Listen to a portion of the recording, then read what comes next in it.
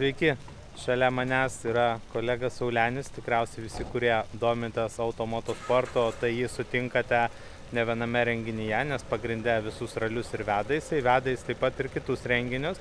Ir jau ne pirmą kartą mes su juo praleidžiame labai nemažai laiko, nes jisai komentuoja mūsų tiesioginėse transliacijose. Sauleni, kiek metų jau dirbi su automotosportu?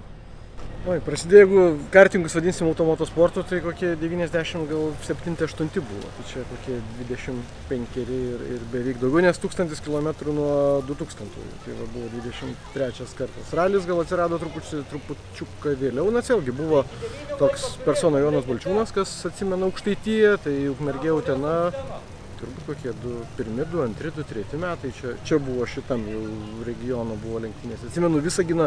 Žiemos ralius, būdavo. Važiuodavau naktį minus ten 14, bet smagu.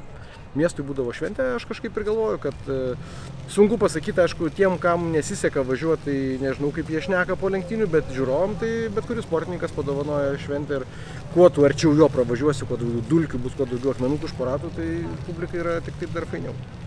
Tai va, o žinot, kame visa esmė?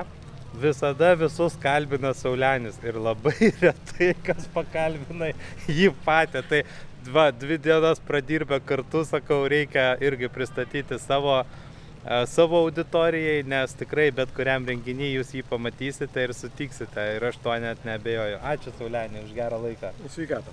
Ačiū.